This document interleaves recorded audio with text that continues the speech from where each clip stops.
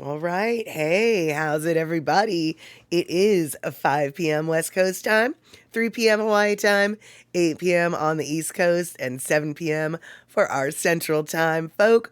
I am Mad Statter. This is Chatter with Statter, and I have a feeling it is going to be a quiet day at the ranch today. Hey, Darlene, good to see you. I'm hypothesizing that maybe, just maybe, people are out watching the footballs today and they might not be coming on in, but it looks like Darlene is here. All right, Rick, also in the house. Fantastic. Now that we've got the big people in the big kids in the building, why don't we get the party started?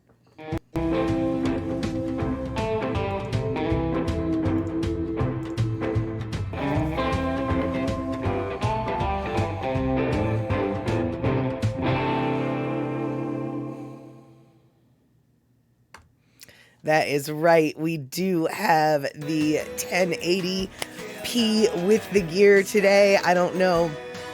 I'm going out on a limb and guessing that Twitch has upgraded their facilities, which means people like me get to have the 1080p more often than not, which makes me very happy. So excellent. You had a nap and so now you're good to go. Perfect. And let's see here. Oh, wow, dude. Darlene, you're home. Got 9 inches of snow, and right now only 16 degrees. Nope, that's too chilly. I think right now Seattle is going through a bit of a cold snap, but I think right now, I'm checking as you can see, it looks like we're right around 35 degrees. It's supposed to get down, I think, into the 20s tonight, but nowhere near 16. 16 is so chilly. My fingertips are turning to ice cubes just thinking about it. All right, well, since we're talking about being so cold, eMusic -4 there. Oh my gosh, time for the turtlenecks, time for everything. Just stay home and be cozy. And maybe you can stay home and be cozy drinking some of this. The Fireball whiskey. That's right. Get your little warm in the belly Fireball. And check this out. The reason why I've got this picture just waiting to be shown. Apparently, you guys. Okay, so recently I have noticed in my convenience stores that they have been selling this stuff, right? Now, I was very confused about that. Rick already knows where we're going with this. So I was very confused about that because in Washington State, you're not allowed to sell alcohol, hard alcohol, in convenience stores. You have to sell them in grocery stores that are at least 10,000 square feet, or actually just in a store that's at least 10,000 square feet, a retail facility, as it were. And convenience stores are not allowed to sell hard alcohol. Convenience stores in the state of Washington can sell wine, they can sell beer, but they're not allowed to sell hard alcohol. So recently I've been noticing these Fireballs in a lot of the convenience stores. And frankly, to tell you the truth, one of the convenience stores that I go to, I was just like, I wonder if they're just selling it just because they think they can. Because they do strike me as that kind of a convenience store. They sell a lot of things, shall we say. And Rick, thank you so much for gift subbing to eMusic. And I may have gotten some of the emote things figured out. I don't know if every time I try to shoot an emote, it didn't work for me, but maybe it'll work for you guys. I like how the little explosion happened though. But anyway, so back to this, dudes. So I was wondering, how are they selling these things? Is it legal? As it turns out, as Rick just pointed out, no, they are not selling real stuff. Oh, look, so I didn't see the flowers, but I saw the beer mugs. Why do some of them work and some of them not work? That's weird. Oh well, I'm trying. Anyway, so, oh, there we go. There's the little flowers. So as it turns out, as Rick already knows, okay, there we go. All right, we're getting it there. those little mini bottles are not the same as what comes in the big bottle. The big bottle of Fireball is actually whiskey, but these mini bottles apparently are a malt liquor with whiskey flavoring. And so that's why they're allowed to be sold in the convenience stores, because they're malt liquor. But I had no idea. The label to me looked the same as the big bottle label, right? Well, now apparently there's a class action lawsuit over this mislabeling of Fireball. So if you've got the big Fireball, that's real whiskey that can get warm in your belly. But if you have the little mini Fireballs, well, that's not whiskey at all. That's just trash alcohol, malt liquor. It's just your little malt liquor whiskey flavored. Bad whiskey flavored, by the way. And you know, I don't like whiskey at all. And I don't like Red Hots at all.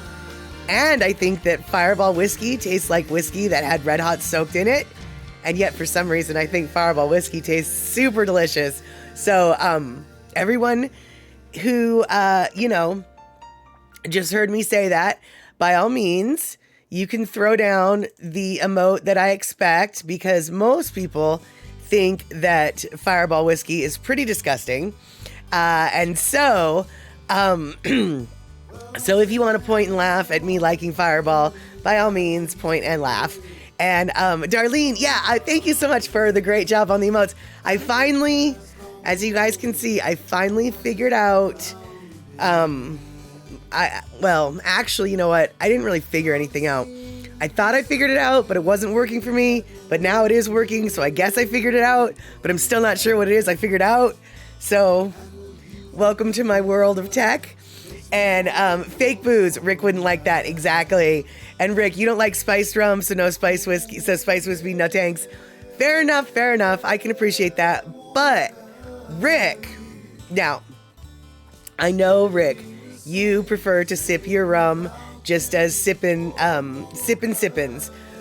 But spiced rum with Sprite or 7-Up actually tastes like ginger ale. And so I am a huge fan of spiced rum with 7-Up or Sprite, because then you can just drink it like it's a regular soda. Although that's actually a problem, which we won't get into that, but it just goes down so easy, which is the problem. It goes down so easy. So, the spiced rum with 7-Up, actually, you guys, it's really tasty. And let's see here. And Andre, yes, that's actually exactly what I was talking about, was the class action lawsuit that these little mini Fireballs are facing right now, because they don't even have whiskey in them. And good to see you, Andre, by the way. And I was, like I said, I literally last night at the convenience store, I was looking at this whole display of Fireball, and it was just like, how on earth are they allowed to sell these things here? And then today I found out, I found out why they were allowed to sell these things here. And yeah, Darlene, exactly. Spiced rum, a little bit of soda, and it's very, very tasty. It, like I said, it goes down a little too easy, which is a problem in itself, isn't it? And Andre, you would have never drunk the stuff anyway, so you would have never found out. Well, I would have drunk the stuff because I do like the stuff, but I do wonder, because I've only had the stuff out of the big bottle. I would wonder if I would notice a difference in flavor with the stuff out of the little bottle. But as a general rule, I only do Fireball when everyone else is doing Fireball. Sort of like, well, not sort of like Jaeger shots, because actually I don't do Jaeger shots at all. But it seems like it's something that you do in groups. You don't just sit and do Fireball shots by yourself. That sounds like a sad evening. So there you have it. And all right, so I don't know what is going on right now when it comes to the Sportsball situation. But I do know that the 49ers are out and the birdies are going to be heading, the little Eagles are going to be heading to the Super Bowls. So now we get to see if the Kitty Cats or if the Chiefs get to play with the Eagles. I'm hoping for the Kitty Cats, but given the score that I last saw on the scoreboard, I'm not counting on the Kitty Cats. Yeah. Let's see here. Darlene, Captain Jack Sparrow would like the spiced rum. Really, any rum. Yeah, exactly. Precisely. And whiskey liquors are usually gross to me. The worst one was Yukon Jack. Yuck. Well, Yukon Jack is a bottom of the shelf whiskey, Andre, so I'm not at all surprised that you weren't a fan of the Yukon Jack. Yukon Jack is definitely, I think, could be classified as rot gut. And so I'm very glad to learn that you did not like Yukon Jack. Yeah. And let's see here. So yes, eMusic, I did want the 49ers to lose. So yes, for me, exactly. I wanted the birdies to win. Because see, the 49ers are the Seahawks divisional rivals. And the Seahawks are a bird, and the Eagles are a bird, and so therefore I was rooting for the birds. That, my friends, is how you pick a winning football team. You don't need to base it on any kind of reality. You don't need to base it on stats, on how the players are playing. All you need to do is figure out, do I like birdies or not? And I like the birdies. And let's see here. And Andre, the 49ers got slaughtered, and it was not a very good game, not just because the 49ers. Well, I didn't see the game, so I don't know, because I don't have TV, but my Facebook feed. Now, granted, my Facebook feed is full of 49ers fans. So I will admit it is a biased feed, but oh my God, my Facebook feed was outraged at the refs. Apparently the refs were like really not making some very favorable calls towards the 49ers. I don't know what happened, but apparently the refs are not, let's see, shall we say, the 49ers fans right now are not very happy with the refs. I don't know what the refs did. I don't know what the refs didn't do, but apparently they did or didn't do something a lot. And yeah, exactly. Andre, that is, that. Were you here last stream? Andre, that is exactly what my Super Bowl pick is. It will be the birdies versus the kitties. That is, yeah, I mean, yep, there we go. It's the birdies versus the kitties is what I think the Super Bowl is going to be. Just saying.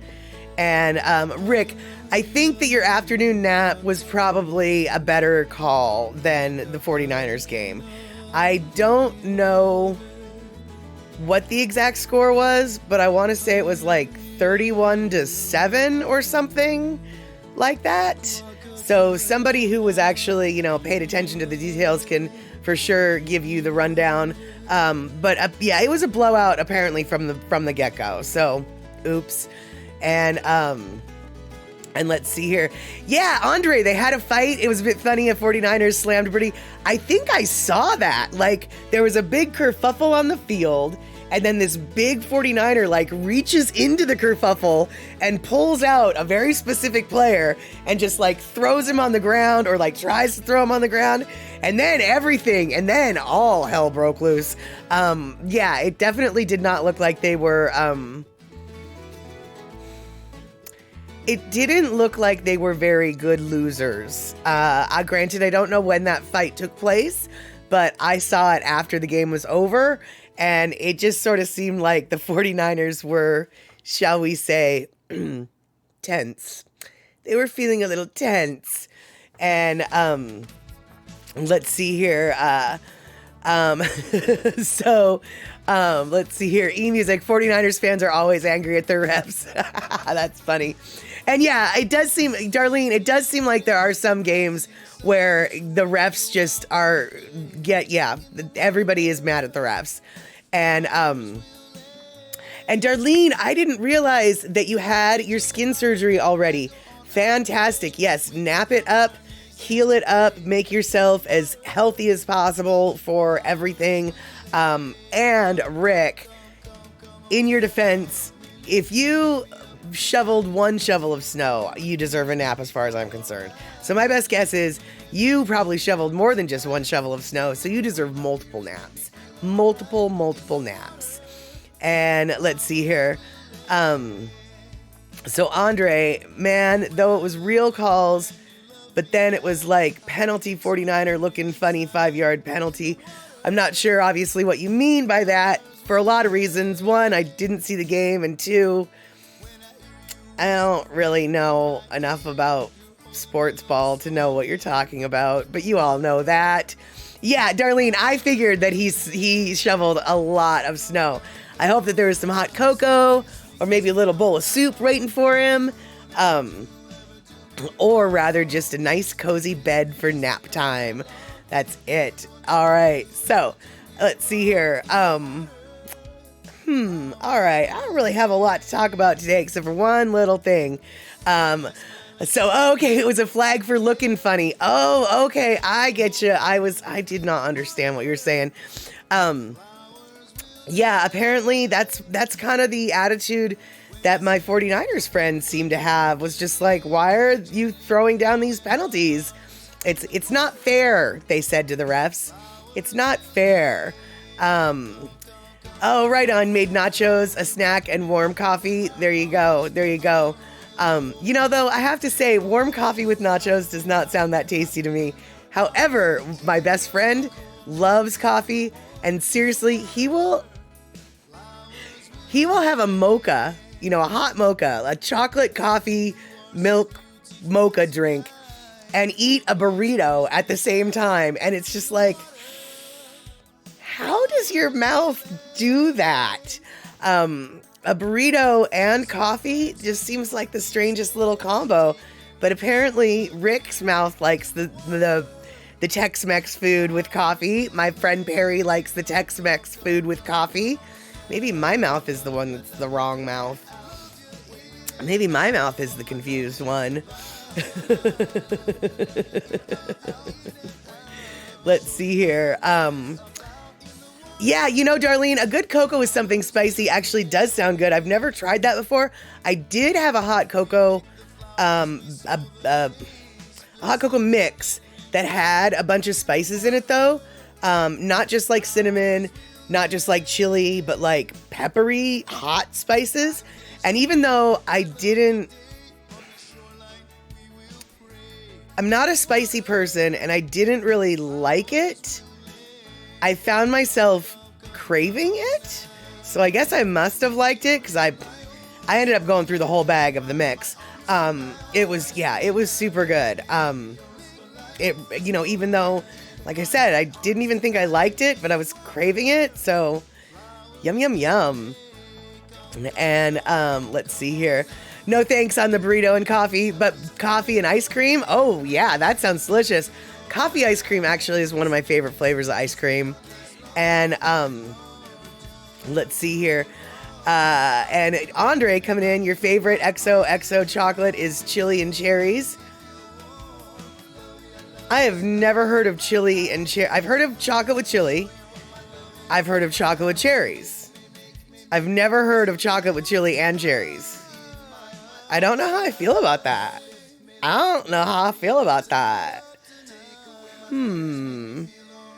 Okay.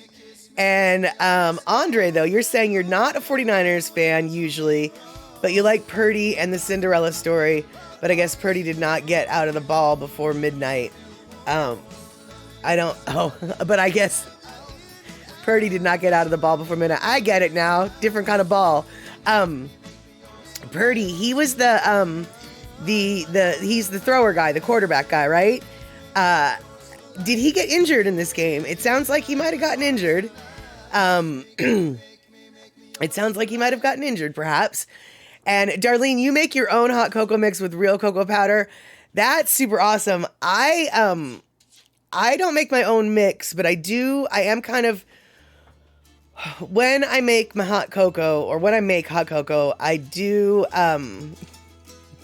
I do like to use the higher quality, like the Ghirardelli cocoa mix, and I always make my hot cocoa with milk. You gotta make the hot cocoa with milk, otherwise it's just a waste of time. And so, yeah, Rick, the thrower guy, you know who I'm talking about. He's not the kicker guy, he's the thrower guy. And hey, Pacola T, Lure Queen today, tutu time with grandkids, fantastic. All right, I'm super stoked you could pop in just for a quick hello. And, but you sound like you've got something way more important to do right now than hang out with us, so definitely hang out with the little ones. Awesome. And, Andre, okay, so he was injured today, third 49ers quarterback to be injured this season. Wow, so... Okay, so now this is, I'm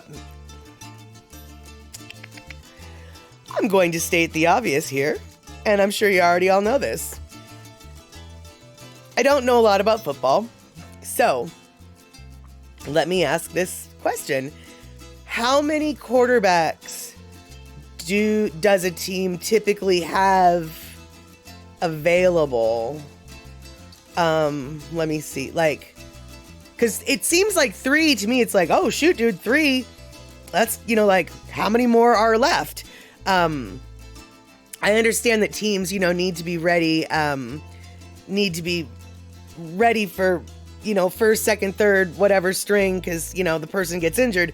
But do you, like, what am I trying to say? Is it common for teams to have, like, 4 quarterbacks at the ready? Because, like I'm trying to say, 3 seems like a lot. Okay, so they do have a 4th. Okay. eMusic, typically 3, but depending on the budget, they might have more. Okay. And so they had 3 is your typical quarterbacks. All right. Yeah, so once you're already down to the 3, or the third one, you're kind of like screwed. Basically, but it sounds like Andre was saying that there was a 4th one, but I guess the 4th one wasn't very good or something. Hey, Love Pat, how you doing? We are, right now, we're trying to teach me a little bit more about football, because I don't know a whole lot about football, and it sounds like today the 49ers had their 3rd quarterback get injured, which means they might not have very many quarterbacks left. They might have had a 4th. And let's see here. Okay, so, Rick, quarterbacks, they make more when they need them. Got it. Okay. And then, okay, eMusic, teams have something like a minor league team that they can pull from. Okay. But you probably wouldn't want to do that, like, right now. I guess it's a moot point since they're not playing any more games, but let's just for the sake of argument, say the 49ers had one. So now they're stuck, with their 3rd quarterback who's injured, and then they have to go, find the 4th quarterback if they were going to go to the Super Bowl. That would suck, dude. Can you imagine? Like, you're the first time that you play for the team, you're like their 4th choice quarterback, and it's being you thrown into the Super Bowl? That would kind of be a nightmare. So let's see here. Andre, 2 quarterbacks are out for the entire season. Purdy was the last in the draft, but he did really well. Yeah, that actually, that was really the only reason why I wouldn't have minded if 49ers had won, because this guy, this Purdy guy, Lucky 13, I think his jersey was 13. If he had, he was such a Cinderella story. He was called what? He was the last draft pick, Mr. Irrelevant, and now, he was bringing them into the playoffs, right? So, that's that is very impressive. And right, Darlene, don't you think that would be scary if the 49ers won today, but Purdy was still injured? Well, then suddenly this like fourth quarterback has to come out of nowhere, right? And then boom, you're playing the Super Bowl. I mean, that is something that like both dreams and nightmares would be made of, right? So wait, what? eMusic, often teams pull a quarterback from another team's second string? What do you mean by that? Do you mean like, okay, we're talking about a total, so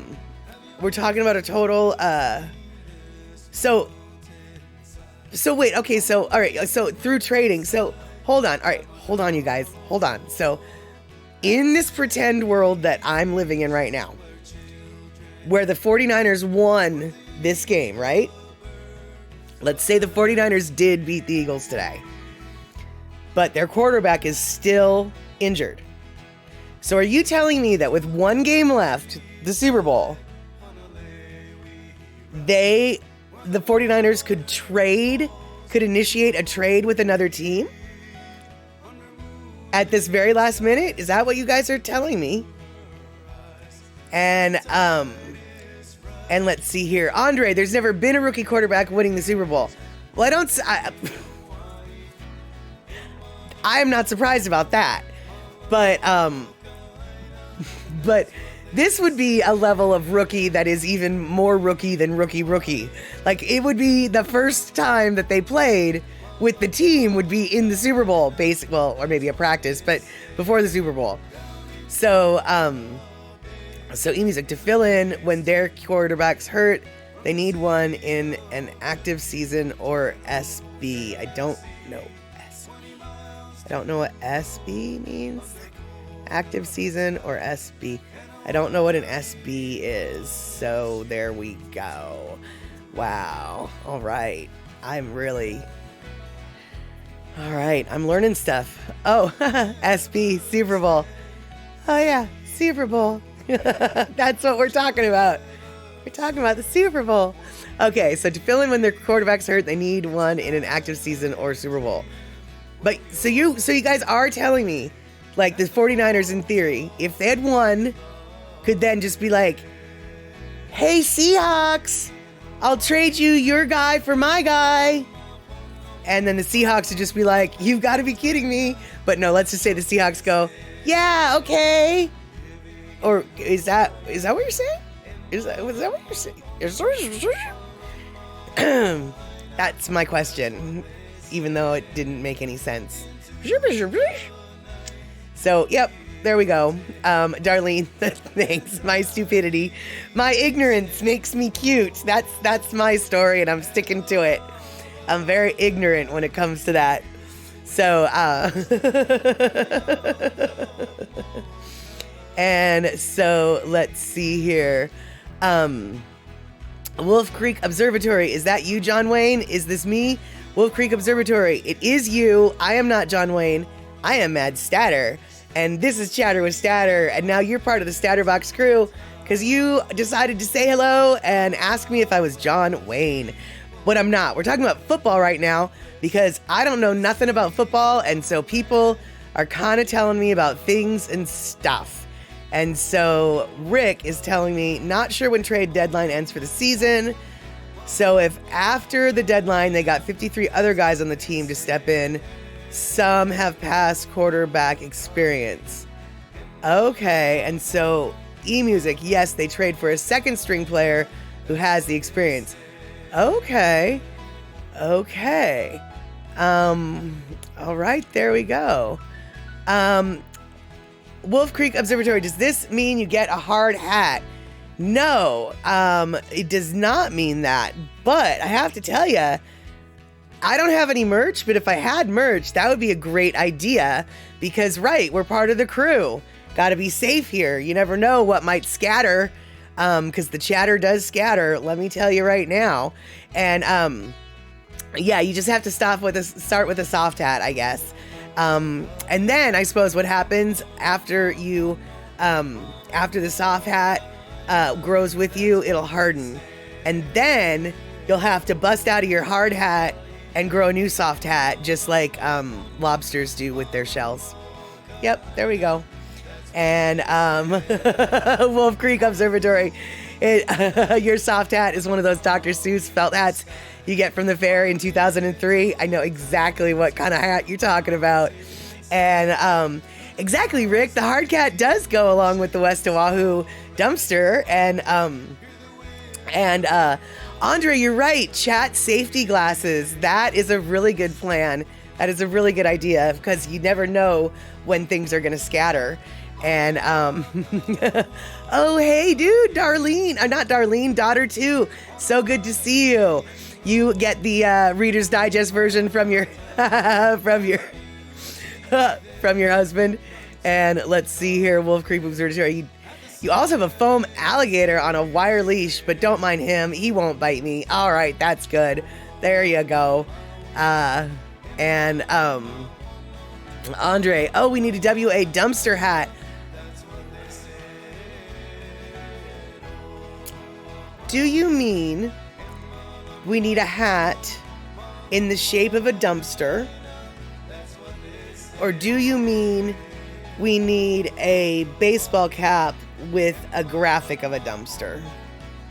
Because the baseball cap seems doable, but I don't know if I would want the dumpster hat to be in the shape of a dumpster. And Wolf Creek, you cannot wear the dumpster crown. I am the dumpster queen. I wear the crown.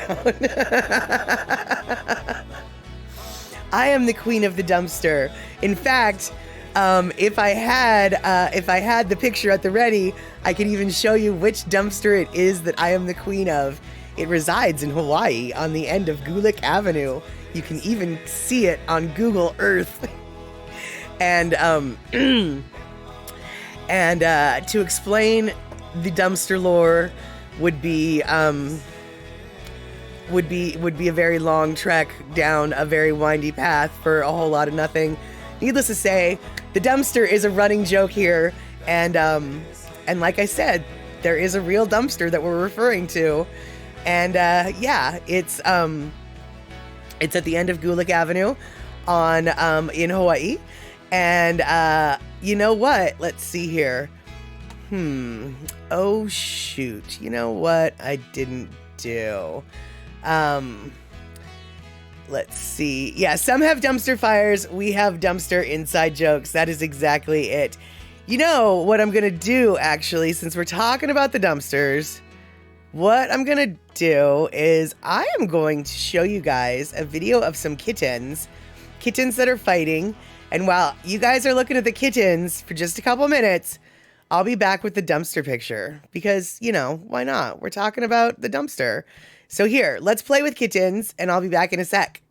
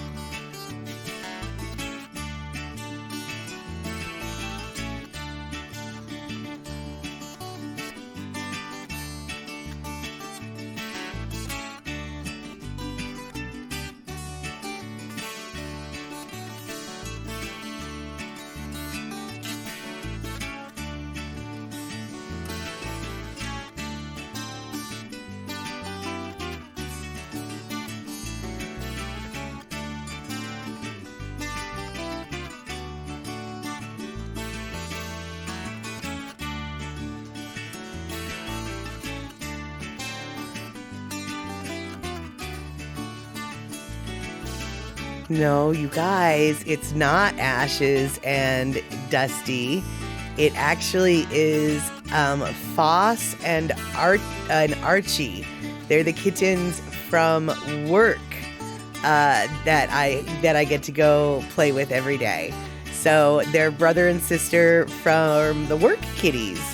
So my life is filled with all sorts of black kitties, but Foss is the one that's a little bit brownish colored in this video, and then Archie is the black one. Archie's the girl, and Foss is the boy. And now the Foss is jet black like his sister and about twice as big as his sister. So there we go. All right. So that's the little kittens, right? But instead of kittens, how about a dumpster? That is the dumpster. There we go. So, yeah, so Wolf Creek Observatory. Now you know what we're talking about. This dumpster, that's right. I'm the queen of this dumpster right there. But we have security. We have t-shirts for this dumpster, actually. We really, really do. And yeah, we've got the security. We've got the Queen's Court. We've got all sorts of stuff. And so you can definitely be part of our parade, the dumpster parade. And yeah, there we have it, because we're silly here. And that is right. That is our WOA dumpster. The one and the only. That is the picture I took of it when I went there. And you'll notice it's even got its own little parking space. It's got a little painted box that it's supposed to stay in. And apparently it does stay there, because it's been there every time someone has gone to visit it. And yeah, that's right. Every time someone has gone to visit it. You just heard that phrase, and it is a true phrase. I have multiple pictures of multiple people visiting this very exact dumpster. Because we're stupid here at Chatter with Statter, and we laugh at some really, really stupid things like the dumpster. Yep, that's it. And let's see here. So Andre, one day do not be surprised when a WA dumpster finds its way to the Burien mansion of the WA dumpster queen. I wouldn't exactly call my house a mansion. In fact, I dare say that the dumpster might have more square footage than my house. And that's right. That's exactly it, Andre. They've got train spotters in England. We've got dumpster spotters in Hawaii. WA dumpster on the Gulick Avenue in Hawaii. That is exactly it. That is it. All right, hold on one second, guys. All right, feeling a little bit better, but I still got a little something in my chest there. We got to get out. And all right, so I'm feeling silly, doing silly stuff. That's what we do here. And let's see here. Rick, you have a mission now to go find Andy's Gulick Avenue video and catch a clip for me. Yeah, I actually do want to download that video of Andy's as well. Just because. But I have to say, even without the video, I have fond memories of the Gulick Avenue dumpster for my own reasons. And Darlene, Cindy Krause, just got the cold bug I've been getting over. Oh man, I hope that she gets over it quicker than me and quicker than my boss. My boss got it before I got it. I don't even think I got it from my boss actually. But we're going on like almost 2 weeks now, this is like day 12, day 13 of the sickness. So, I definitely feel 100% better than I did last week at this time. And last week at this time, I thought I was feeling okay, but then I did some backsliding. I ended up having a fever earlier this week again. But on Friday, I stayed home from work and did nothing but drink water and eat a whole bunch of food. Like I made a whole bunch of food and I just ate off of it the whole day. And I think that the water and just nothing but water that day, I think really helped. I'm the worst, I'm the worst patient for myself. It's just like, oh, but I want the juice. Even though the juice has all the sugars in it. And if you drink sugary stuff, it makes your cold last longer. And I know that, but I did it anyway because because it was POG and it tasted good and I really wanted it. And I'd been denying myself it for like a week. Yeah, exactly, Darlene. I think the water actually helped flush, some stuff from my system. And it's even just boring old plain water because I drank in all my Pample Moose. And so if that phrase wasn't enough to make all of everyone, both English speakers and French speakers alike, cringe, I drank in all my Pample Moose. So now I'm just drinking plain water.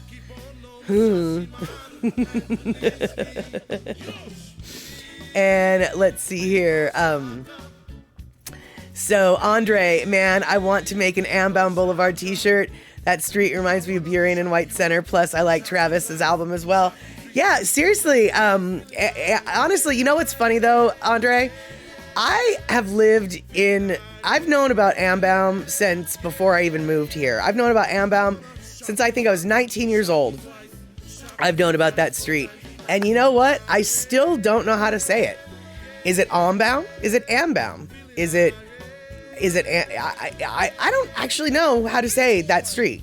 So whenever everybody's like, how do you say it? It's like, I don't know. I say it Ambaum. Is that how you're supposed to say it? No idea. And yes, POG. I did say POG. How's it there, C Honda? Good to see you. Looks like Elaine is in the house as well. And POG is addictive, Andre. Totally. And Rick, oh dude, you stayed home from work on Friday too? Imagine that. And you plan on staying home on Monday and Tuesday and Wednesday and Thursday. You're so lucky. I wish I was retired. I mean, I really wish I was retired. And let's see here. Andre, just listen to Travis's record of the same name. Yeah, but I'm not sure he knows how to say it either. Like, I hear it said so many different ways in town. I don't think anybody knows really how to say it, actually. I mean, we all know the street we're talking about, but I don't think anybody really knows how to say the street that we're talking about. And, oh, C Honda, thank you for throwing down the little emotes. I love to see the little bee flying through the air. That's awesome. Let's see here. And yes, Andre, they do get you hooked on POG on the Hawaiian Air. That is exactly right. That is exactly right. All right, you guys. So, since we're being silly and we're talking about Hawaii, I know what we should do. We should take a Lono listening break. That's right. We're going to take a Lono listening break. And then, when we get back from the Lono listening break, we're going to talk about... the song that Lono was singing. All right, there we go. Let's go listen. Hawaii Lona.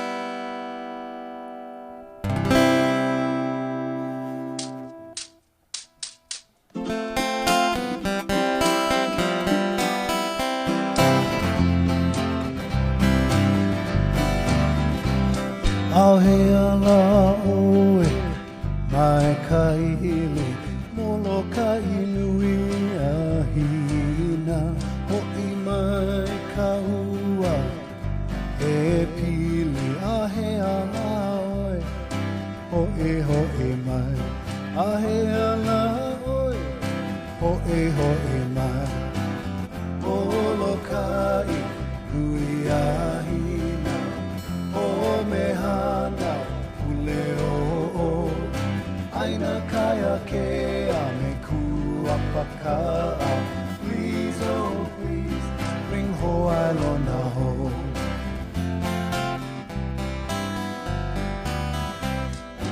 he puna hele Hawaii Lona awana I ke kai ma'ani ano keiki at the wharf e aloha no kailio au kai e aloha no kailio au kai olo kai hui ahina o mehana uleo apaka'a. Please, oh please, bring ho'ai lona home.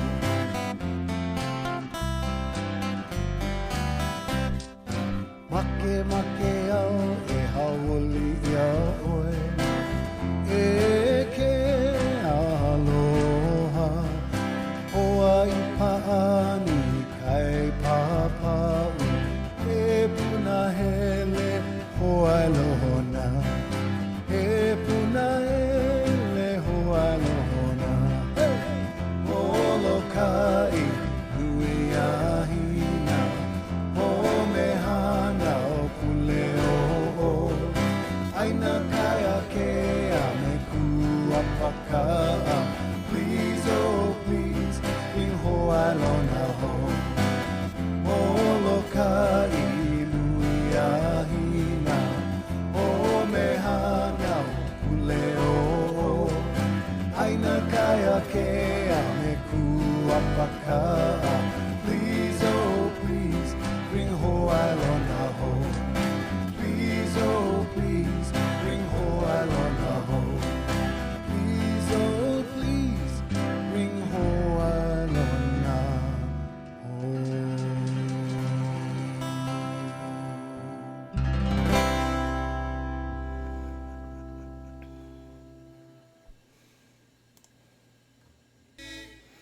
All right, there we go. Hey, Andre, thank you so much for the gift sub that you are throwing down there.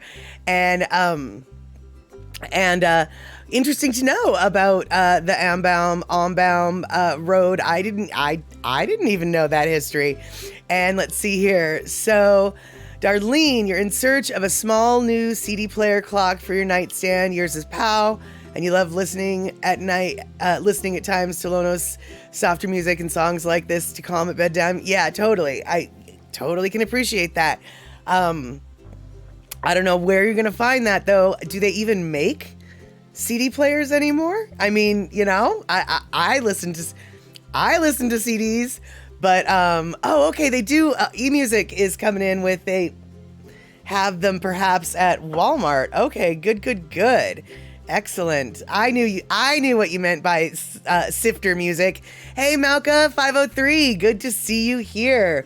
We just got finished listening to a Lono tune off of A Aloha A, Old Style 6, called Ho'ailona, and that song happened to be written about a cute little monk seal. And this monk seal was born on Kauai, and its mother had rejected it. And so it was a few days old when the National Oceanic and Atmospheric Administration, NOAA, when they found him on Kauai, they found him suckling to a rock, or trying to suckle to a rock. And the mother of this particular monk seal, the year before, had also had a baby and had abandoned the pup for unknown reasons, but that pup did die. And this particular pup also had been abandoned by its mom, which was why it was found attempting to suckle to a rock. And so Noah knew that they had to step in and take care of this particular, this little baby monk seal. And so Noah stepped in, and you can even see in this picture, part of its umbilical cord is still attached. So that's how like fresh and new this little baby was. And so Noah called this particular baby KP2. I don't know why it was called KP2, but they called it KP2. That was the designation that this seal had been given by Noah. So Noah goes and decides to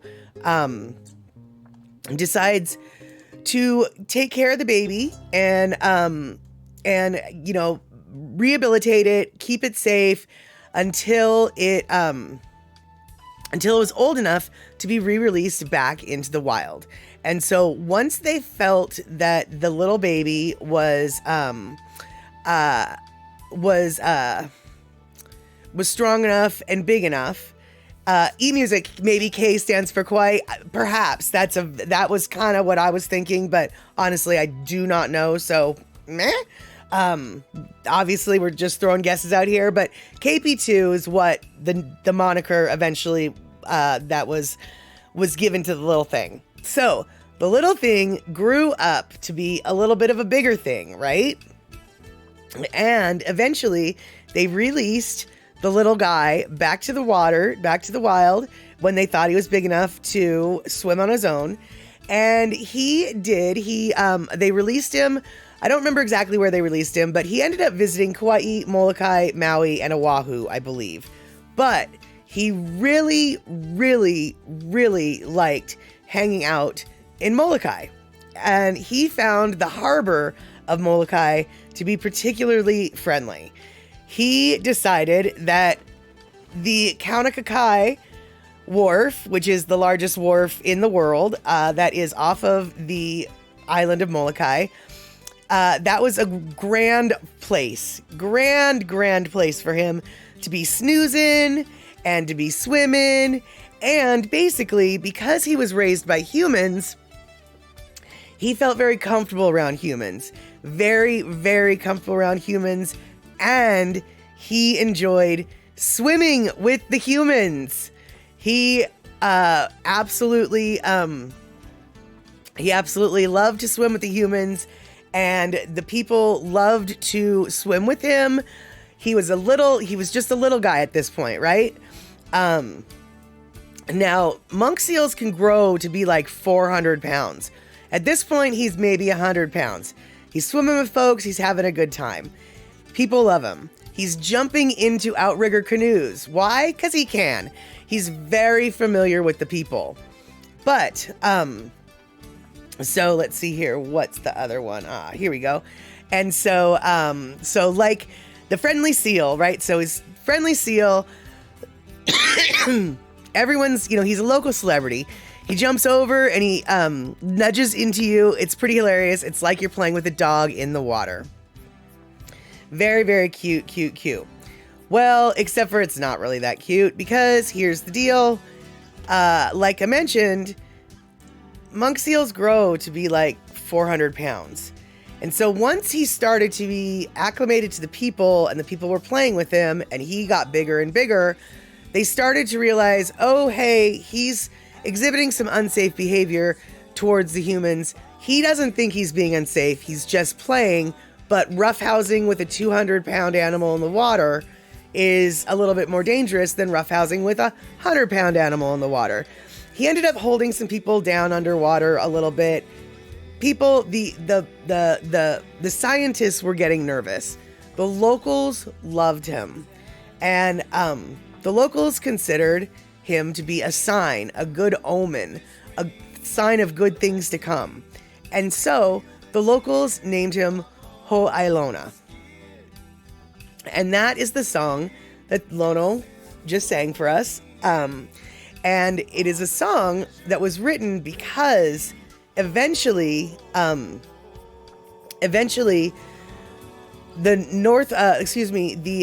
NOAA had unveiled plans to remove the monk seal from the wharf area. And the locals were very ticked off about it. Because it sounded like the plan that Noah had was to remove him from one part of the island and bring him over to, I can't remember exactly what island it was, but they wanted to relocate him to an area, a beach off of one of the islands that was well known for tiger sharks. And as far as the locals were concerned, moving that monk seal to that area would be a death sentence for that monk seal for a couple reasons. First off, it's shark-infested waters. But most importantly, as that seal was hanging out with everyone, they noticed that he had cataracts and he was blind. Or not 100% blind, but like really not able to see well at all. So not being able to see very well and then being put into shark-infested waters absolutely infuriated the local population. And so Walter Ritty, he is, I believe he is the one who named the monk seal Ho'ailona, and he put out a notice for a press conference because Noah basically came in one night and basically stole the monk seal from the beaches, went against the entire plan of action that the community and Noah had come together for and had planned for, and basically the administration, the Noah folks, stole him away and didn't let the public know what exactly was going on. So when he was taken away in the middle of the night, as far as the locals knew, he was literally being removed to be taken to that part of the island with the shark-infested waters. And absolutely nobody was okay with that. And so lots of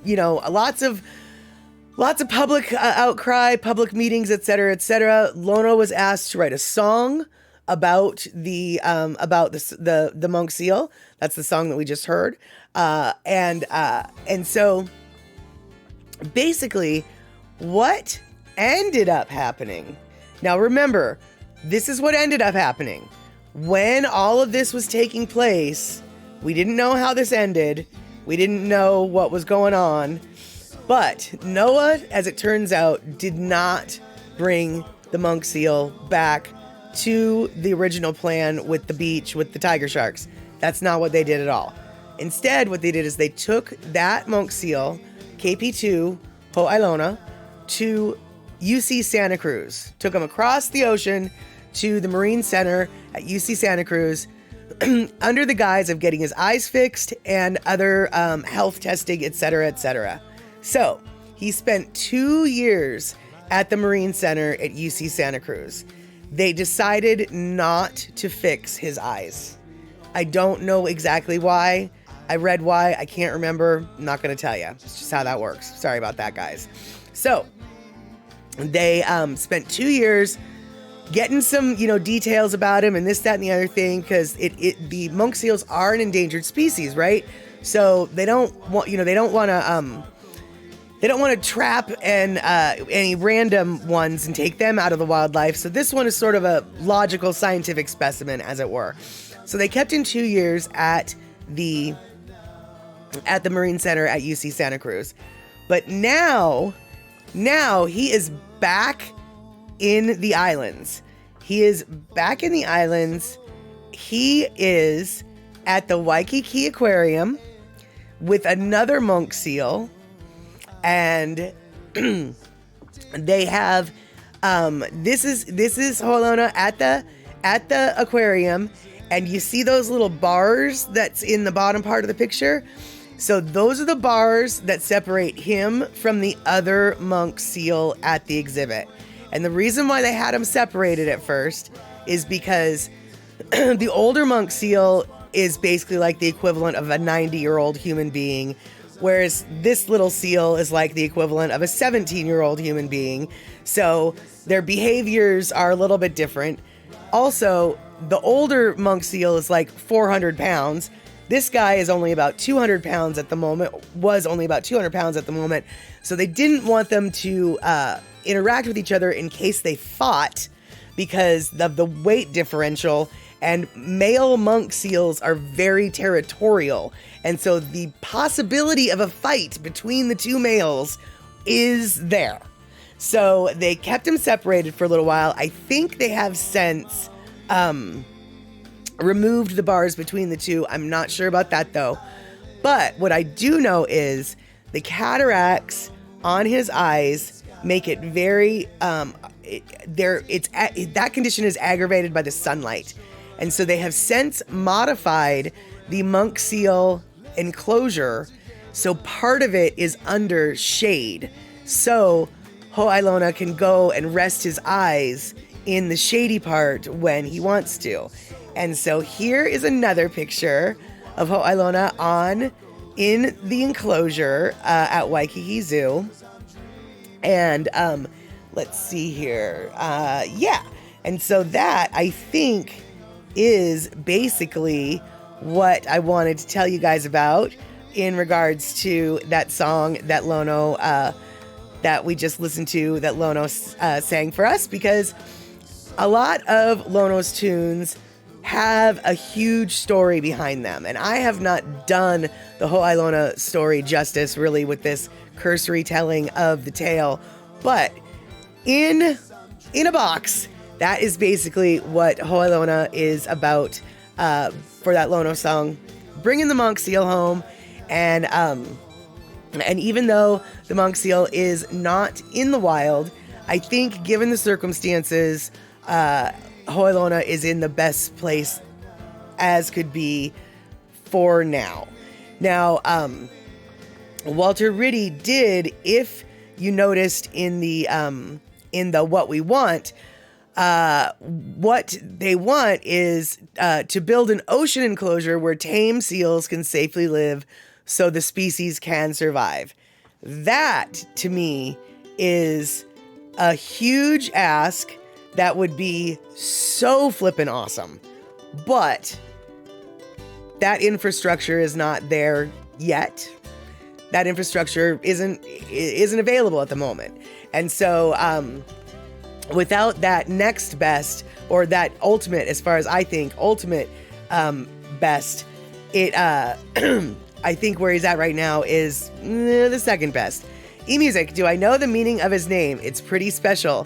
Well, my understanding, eMusic, and please bring the proper nuance to it, but isn't it the sign? Isn't it omen? Isn't it, it means the sign, I thought. Ho'ailona is, a signal. So basically, yeah, the Walter Riddy considered this monk seal coming back to the island to be a sign that everyone should be listening to.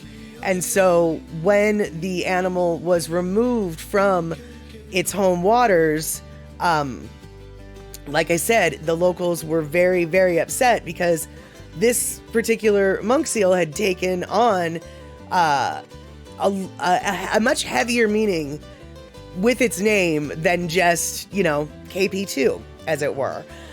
So yeah, and let's see here.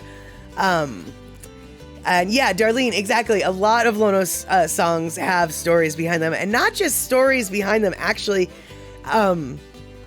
little bits of his songs can have stories behind them. For instance, what is it?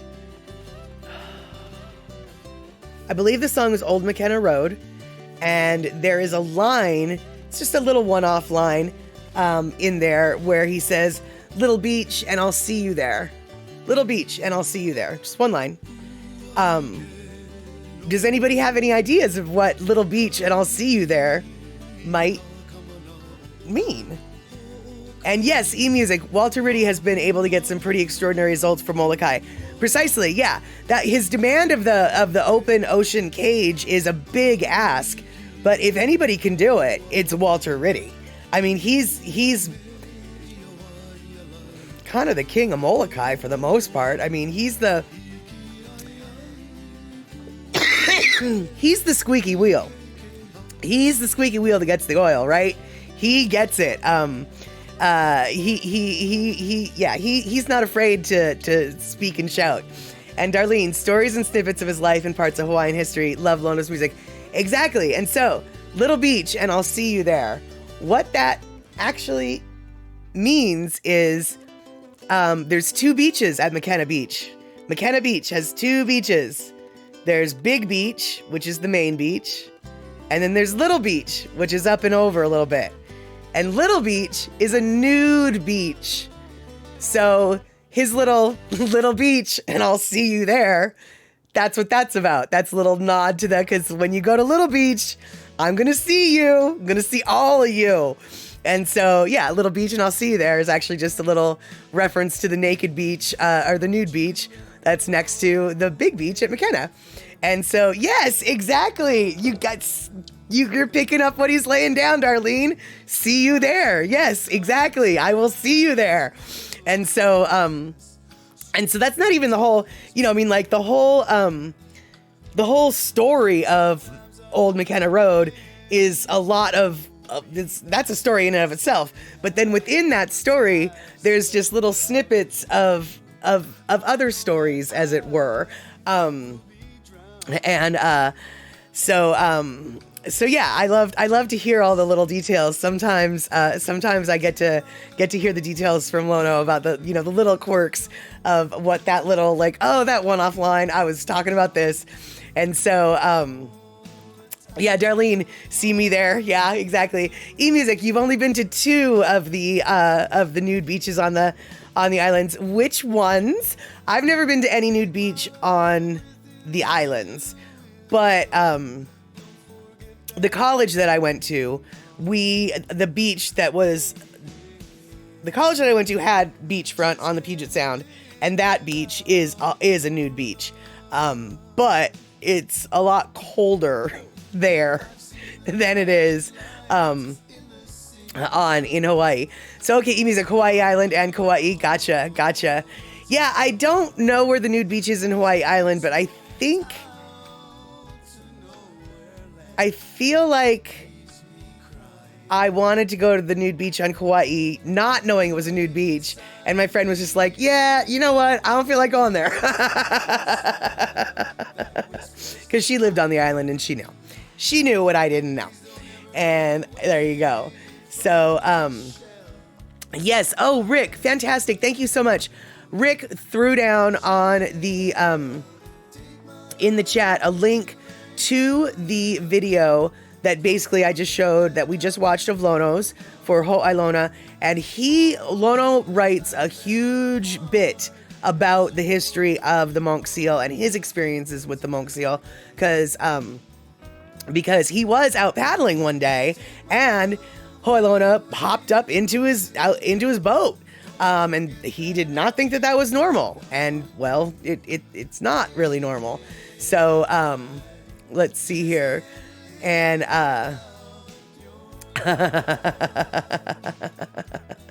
Darlene, you've been skinny dipping, but only with a limited few peoples, not in a public nude beach.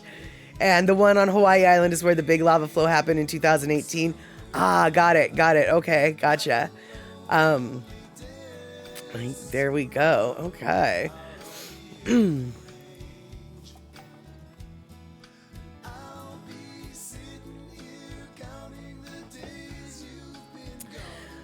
All right. Sorry about that, guys. Had to wet my whistle. And, okay. Here's my deal with nude beaches. I'm already, like super pale everywhere. But, there's like parts of me that are even more pale. I'm not sure how it's possible, but it is. And I would just be afraid that like my butt would get sunburned way more. I just feel like there's not enough sunblock in the world to prevent a painful sunburn on my okole if I went to a nude beach. Exactly, Rick. A lighter shade of pale. That is a whiter shade of pale is what. Yeah, absolutely, dude. And yeah, a sunburn could be a real big risk factor. Exactly. Because, I don't sit on my arms, but I do sit on my butt, and my butt is where the biggest burn would probably happen. And I mean biggest for a couple reasons. First off, my butt's kind of big. And second off, the burn would be kind of bad and kind of big.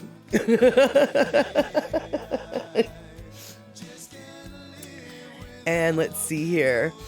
All right, you know what? I'm gonna see if I can do some things.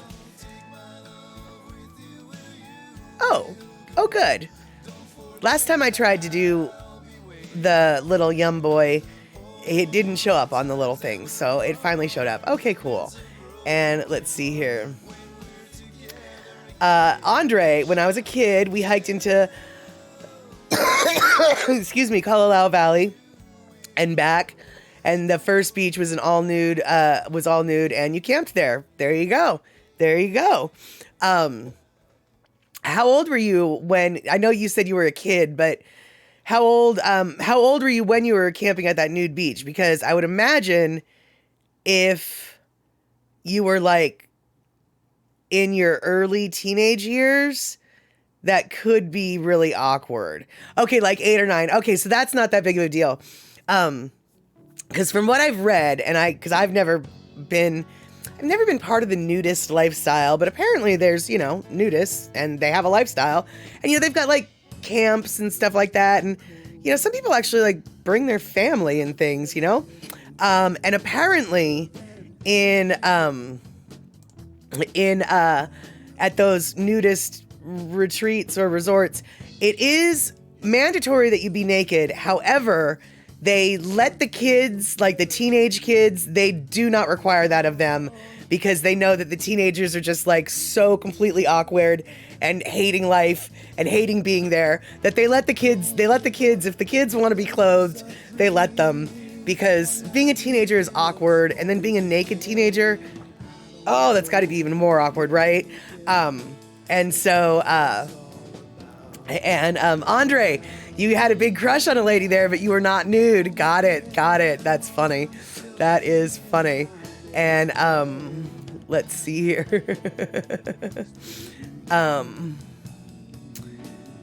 So eMusic hung out nude at Auntie Angelina's place and met several big-named actors and musicians. David Crosby babysat his kid. Oh, you babysat his kid while he and his wife got massages. Nice. There you go. eMusic, regarding sunburns, it usually happens. Gotta hoolie often. There you go. That's it. You gotta just keep yourself turning over. Keep it turning. That makes sense. And Andre, I'm assuming that maybe this was one of your first times being around a lot of naked ladies when you were 8 or 9. I can't imagine you were probably around a lot of naked ladies before that. So I can sort of see how a little 8 or 9-year-old boy would just be like, oh.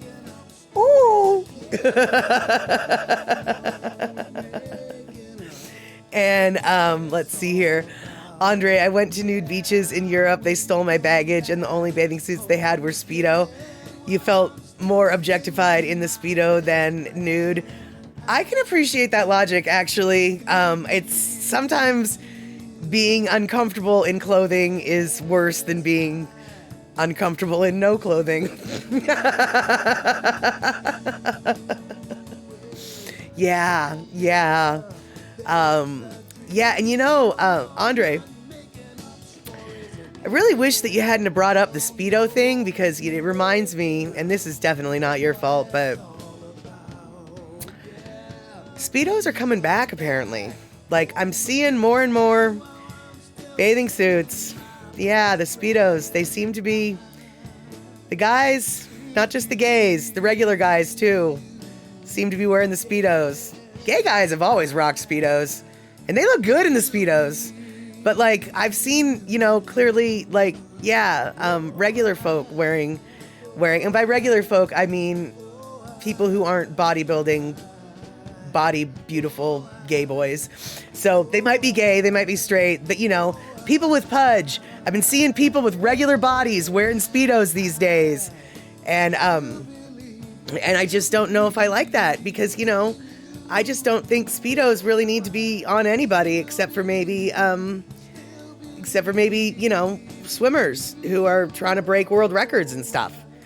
And, Darlene, some of the bikinis I've seen would be better nude, only strings. Well, I have so many rolls that some of the times it would look like I'm nude, even if I am wearing a tiny little bikini. And, oh, that's true. I forgot. You grew up with hippies, Andre, so you saw a lot of naked ladies and girls, but not in the league of this lady. She was tanned all over, And she wove you a tea leaf bracelet. Nice, nice. And I had that bracelet until I was 43 years old, he said. No, he didn't. I was kidding.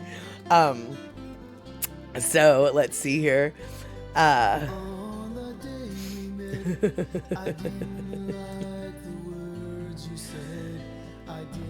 Elaine, you saw a guy in a Speedo but wasn't excited because he was like obese, couldn't hardly see those teeny Speedos. Yeah, exactly. That's what I'm saying is like the Speedo thing seems to be coming back. And, you know, men, I gotta say, you know what, guys? I just don't know where you get your body confidence. I wish that women could have like a drop of the body confidence that some men have. Like Elaine said, you know, the Speedo, it's like, I think there's a Speedo under there. I think there's a Speedo hidden into some things. And so Picola T, yes, just turned back into the chat. Now we're talking about nudity. This chat definitely scatters. You got it. Yeah. We're talking about Speedos basically at this point and how they seem to be kind of making a comeback. And I'm not so sure that's for better. I feel like it might be for worse, but you know, at the same time, that's being all body judgmental, and it really is not a good thing to be body judgmental. It's better to be body positive. And so more power to the dudes who like, you know, squeeze themselves into the little Speedos and walk around like they're not naked. But I wish I had like just that much of that confidence, you know? Yeah. Let's see here. You wore it off. It broke off. The tea leaf broke off. And exactly, Picola T, Speedos and mullets should not be recycled. And and you know that mullets are being recycled, right? You know, I don't mean to like be the bearer of bad news, but mullets are totally making a comeback. I mean, kids these days, right? They don't know how good they got it. They had it so good that they didn't have to put up with the mullet. They never had to wear a mullet. And now these kids these days, they're choosing to wear a mullet. Kids these days. I don't get it. That's right. Get off my lawn, you kids these days, with your mullet hair. And let's see here. Yeah, Andre, you're right. In Europe, they did. The Speedo thing always was kind of its thing. But in America, we got rid of it for a minute. And, but no, apparently we're bringing it back. We were bringing back we're bringing back the Hemi motor. We're bringing back the mullet. We're bringing back the bikini. We're bringing back the Speedo. And, yeah, exactly. Andre, history is not taught, so we keep repeating it. You see, girls, see, guys, in the era of the mullet, if you would just listen, the era of the mullet is not to be repeated. That hairstyle, that achy breaky, big mistakey that Billy Ray Cyrus brought to the 80s, yeah, we shall not repeat it, right? Because that to me is the name of the haircut, actually, is the achy breaky, big mistakey. Picola T, bring back the no bras. Well, you can do that. It's just, you know, in my case, it's just like I sometimes don't like to trip over them, so I have to wear a bra. Because it sucks if you don't.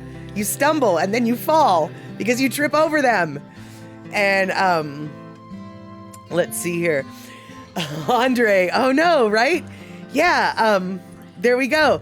When you wear a Speedo in hot places, you get chafed really bad, and chafed does not look sexy.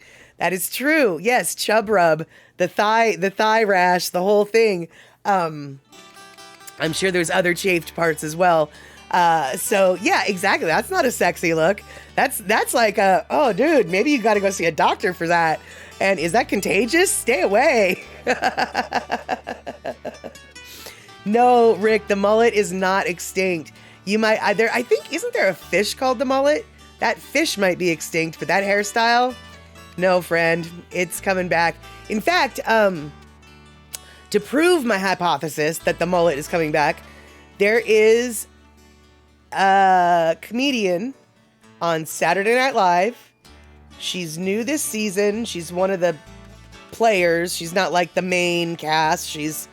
Anyway, I can't, oh, you know what? This might be her second season. Anyway, there's this chick. She's on Saturday Night Live and she's got a mullet. It's basically what I'm trying to say because I can't remember her name. But yes, one of the players on Saturday Night Live this season actually has a mullet, and it is a mullet, dude. It is full on in all the mullet glory. It is a mullet, and yeah. So New York hipsters are starting to embrace the mullet, and that's true, Andre. Butch Rimmon never really did give up the mullet. That is a good point. That is a very good point. Let's see here.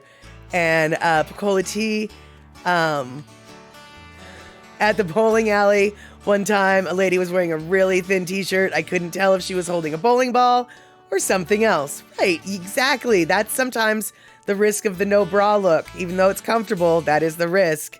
And Darlene, you've heard in some parts of the country areas, there's yearly mullet competitions that still go on. Really? Now, I did not know that happened in the United States. I do know, though, that in Australia, the mullet is I think the mullet is considered the Australian national haircut. They take their mullets really seriously there, and they do have competitions every year for the best mullet. And a bunch of different, maybe the kid with the best mullet or the longest mullet, but they have mullet competitions. So, I don't think that the mullet ever left Australia. But now it's coming back, we gave Australia surfing and now they're giving us the mullet back. I don't think that's a fair trade at all. Do you? I don't think that's a fair trade. I don't think that's a fair trade at all. You guys how about this? We just give you the surfing and then you keep the mullet. And we don't do a trade at all. Does that work? Can we do that? Maybe? Just a thought?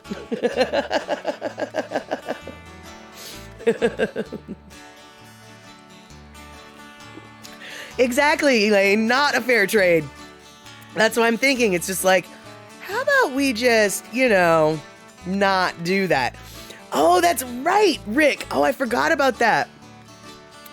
They hold hockey mullet competitions for NHL hockey players, eh? That's right. The Miniflota hairstyle, the Minnesota mullet hairstyle. That's the hockey hair. Oh, that's right.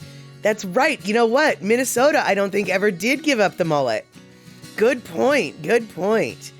And let's see here. Picola T. How many of us gals rip off the bra the moment we step inside the door at home? I think I see all gals raising their hands. Oh, absolutely. Abso-flippin'-lutely. Yeah, I mean... Actually, though, Picola T, not always do I do that. Because sometimes I go out without a bra on because I just couldn't be bothered. And in those days, I don't take it off as soon as I come inside because I went out freestyling. That's right. It takes a little courage to go out freestyling, but I sometimes go out freestyling. That's for dang sure. And especially, as Darlene says, especially in hot weather times. Yeah, exactly. Especially in hot weather times. It's just all about the freestyle in hot weather times for me. But I'm classy like that. And let's see here. Oh my goodness. E-music, I had to approve your message. Apparently, Stream Elements thinks bra is a term that shouldn't be said. That's so silly. And E-music, yeah, you often go without a bra and wear a baggy top. Exactly. And let's see here. Darlene, you've done plenty of freestyling, especially when much younger days. A bra, no need for sure. For one, well, I can't say as I've never had no need, but need or not, sometimes it's just It's just time to freestyle. It's just time to freestyle.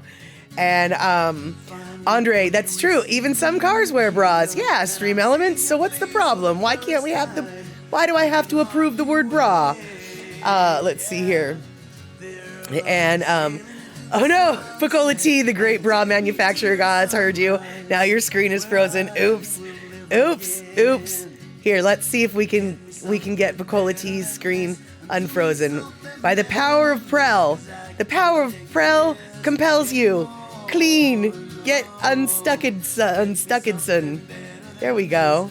And see, Honda, you found some simple bras that are so comfortable. Yeah, the ones I have. I actually have been on a quest for like the most comfortable bra around. And yeah, the bras that I have ended up with are just like, wow, these are really ugly. But, you know, awesome, because they're comfy.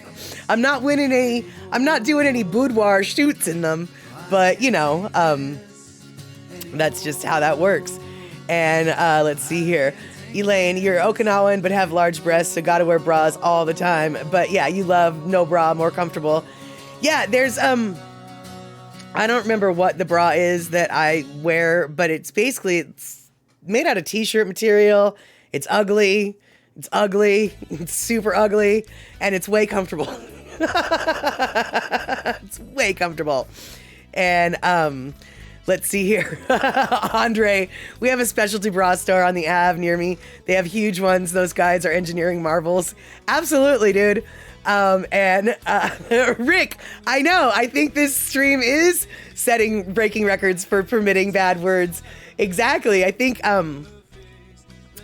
that everyone is going to have to wash their eyes out and wash their nose and ears and mouth out with the Prels just to be safe. Because we're getting dirty here. We are getting dirty on this stream. And and yeah, Andre, J-cup breasts, and those are big. I don't doubt that. I can't even imagine.